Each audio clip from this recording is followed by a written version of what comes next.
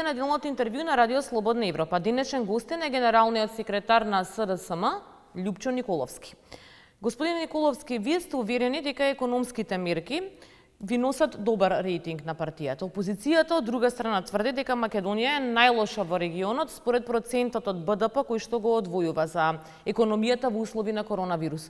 Ваш коментар околу ова? Светска банка, особено во делот на спроведувањето, на временото носење, одговорното носење на мерките и во делот на економијата, не само во здравството, туку особено во делот на економијата, прогнозира дека за разлика од другите земји од регионот, токму заради одговорното носење на мерки и политики, Северна Македонија многу добро се справува со економската криза и навистина прогнозите и на Светска банка се дека нема да имаме огромни, односно последици како што се очекува за останатите земји од регионот. Добро, точно е ова дека Македонија одвојува најмалку процент од БДП за воспоредено со земјите во регионот? 200 милиони евра е првиот пакет на мерки кои што се наменети директно за граѓаните, за фирмите, за стопанството, за спасување на работните места, за платите и дополнително до и заклучно со последниот трет пакет на мерки кој што економскиот совет на СДСМ го дефинираше, а сега предстои период во кој што треба да се согласува владата со останатите представници во владината коалиција, со синдикатите, со коморите и сите останати економски партнери на владата и веруваме дека ќе биде дефиниран. Тој трет пакет на мерки е минимум 355 милиони евра кои што се повторно средства кои што директно граѓаните ќе ги добијат на различен облик, преку различни форми за поттикнување на домашната потрошувачка, на приватната, тоа се за купување на домашни производи, веќе председателот во име на партијата која што е најголем партнер во владата ги објасни деталите, но ќе сочекаме владата тоа да го направи заедно со сите капитални инвестиции кои што исто така се дел од овој пакет на мерки, а се градење на училишта, болници, градинки, гасификација, силна градежна, поттикнување на силната градежна офанзива која што бија имале и станува збор за проекти кои што се готови и кои што биле планирани 2020, 2021 или втора да се градат, но сега заради тоа што ги има проектите и се обезбедуваат средства и ќе се забрза таа реализација, вкупно доаѓаме до минимум 5,5% од БДП на вкупните пакети кои што веќе се димензионирани. Инсистирате на брзи избори. Зошто? Што ви прави разлика дали тие ќе бидат јуни, јули или август? Избори треба да има тогаш кога тоа ќе биде најмногу возможно. Поминавме низ овој период, многу соодветно, со навремени и целосни мерки, внимателни политики, се справивме со здравствената криза. Сметаме дека по сите анализи, ние се базираме само на стручните епидемиолошки истражувања, анализи, податоци, она што оние луѓе кои што најдобро тоа го знаат и ни го кажуваат и нашите одлуки се базираат на тоа. Затоа која е разликата меѓу јуни или јули или август? Заради тоа што август никогаш не сме имале избори. Можно е отварање на граници, можни се зголемување на бројот на заразените. Едни од кажувањата, препораките и мислењата на експертите е дека во периодот што следи во есента доаѓаме и до можноста од повторно зголемување на самите заболени. Друга причина е што подолго време државата е без функционален парламент, единствена земја во државата во Европа која што нема парламент, имаме техничка влада, таа добро се справува со состојбите, но таа е влада за организирање на изборите. Би оделена избори ако ВМРО ДПМН одлучи да бойкотира?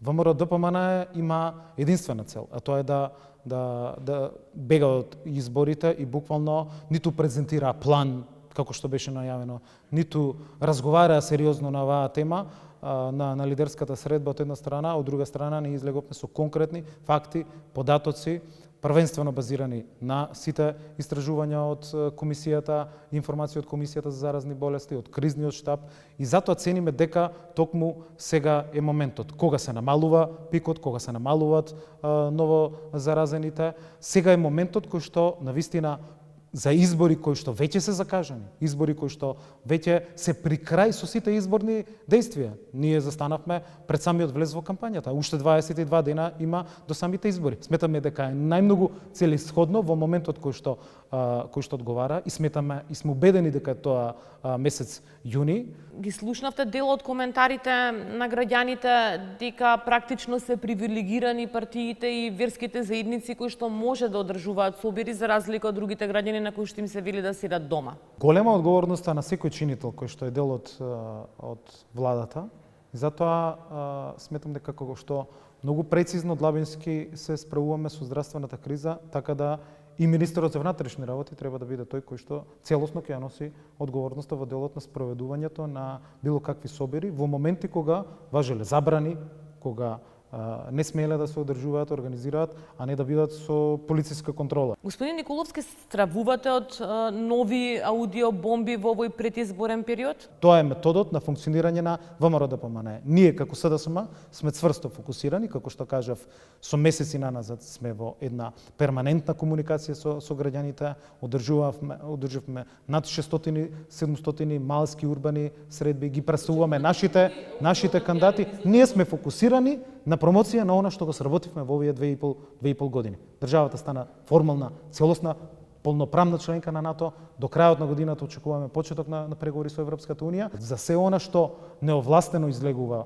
во јавноста, за се она што случува во тој поглед, ги повикуваме сите институции да ги преземат сите действија и сите постапки. Ние како СДСМ ги повикавте за последните аудиоматеријали што беа апсолутно постојано. Ќе поднесеме и кривични пријави во секој и за овие аудиоматеријали сега што беа објавени ќе поднесете кривични пријави. За било што го приметуваме и што излегува во јавноста, сметаме дека е кривично дело, секако дека како СДСМ нема да молчиме. Ние ќе ги преземеме сите инструменти за се, но ги повикуваме и институциите да реагираат и да си ги спроведат соодветните постапки, додека ние работиме, додека го грабаме напред и додека го градиме ова нова реалност во нашата земја, која што чекори силно напред. Повикавте на истрага и за овој последниот случај на објавувањето на аудиоматеријалите на YouTube и на некои портали? Јас сум генерален секретар на СДСМ и сум цврсто фокусиран на политиките на СДСМ, градењето на СДСМ како модерна, брза и европска политичка партија. И воопшто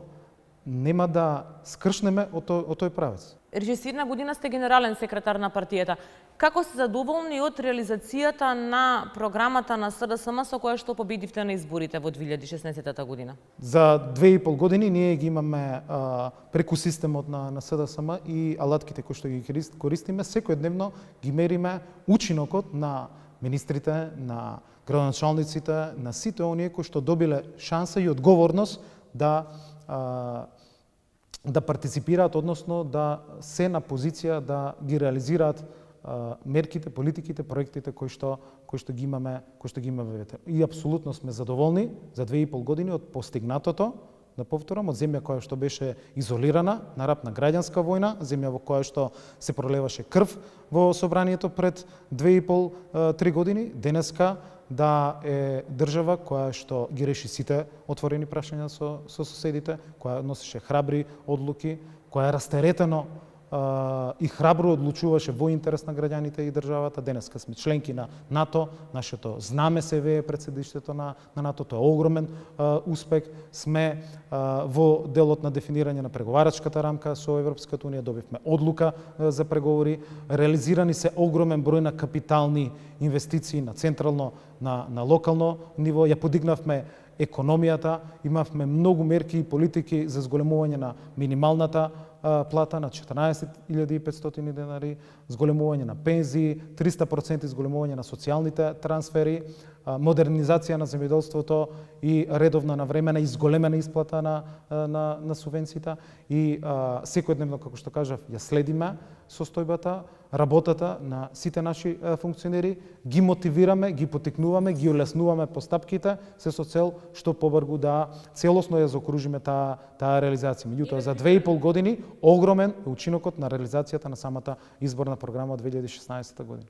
Еведен пример од таа програма. Во сегментот образование наведувате дека во рок од една година државни комисии составени од универзитетски професори ќе ги евалуираат сите учебници за основно и средно образование. Зошто не го направивте ова? Учинокот на програмата на реализацијата на програмата во сите сектори е над 57%. За помалку од 2,5 години. Збориме генерално за сето она што како партија сме го ветеле. Заради тоа што постои систем преку кој што ги мериме резултатите и ефектот на сето она што е направено. Мандатот сме го добиле за 57% имате реализирано. За помалку од 2,5 години. Еве уште еден пример. Во истата програма наведувате дека ќе се грижите за состојбите на македонското малцинство во соседните земји. Еве Бугарија сега бара практично Македонија да се откаже од македонското малцинство во Бугарија. Ова го ветувате во програмата. Сега прифатливо е барањето на Бугарија за да се напредува во евроинтеграциите? СДСМ во овие 2,5 години покажа како е да се грижи одговорно една политичка партија за јазикот, за идентитетот, за културата и да ги решава храбро проблемите. Ние тоа го докажавме.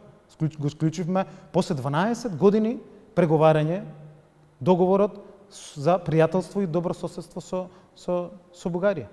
Тоа значи пријателството, не значи блокади и обструкции. Тоа едно со друго не иде. Затоа сметам дека во самиот договор има многу инструменти кои што не ние, експертите, тие кои што се задужени, кои што треба да ги имплементираат и ги имаат алатките токму на новој договор, да ги утврдат разликите, односно да ги решат разликите во периодот кој што следи. И за крај се чини една од најкритикуваните постапки на СДСМ беше одлуката прогресивниот данок да биде укинат кратко откако беше донесен.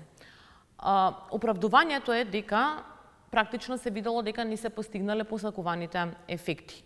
Не можеше ова да се увиди во програмата, пред да се напише во програмата, да се направат анализи околу ефектите? Не знам зошто би било проблем да политичарите, одговорните луѓе, кога ќе преземат нека одлука, да се коригираат. Не треба слепо да се држиме до сето она што е напишано или што сме го направиле. Ние покажавме огромен... Ама дел огромен... ваши поддржувачи тоа го доживуваат како неисполнето ветување. Но ние треба да се водиме од тоа дека со огромен демократски човечки потенцијал СДСМ ги носи сите одлуки во овој период. И тогаш кога нешто треба да се исправи, се враќаме назад, го исправаме и одиме напред. Значи прогресивното доначување не е укинато. Значи како проект, како е одложено. Заради тоа што се потребни анализи, податоци, информации и верувам дека ќе биде дефиниран начинот, постапката и тоа ќе го каже економскиот совет на СДСМ, матичните комисии во СДСМ и преку изборната програма која што треба да имаме и за овие избори. Господин Николовски, ви благодарам на одвоеното време. Благодарам и на вас. Тоа беше се во неделното интервју на Радио Слободна Европа. Довидување до следната недела.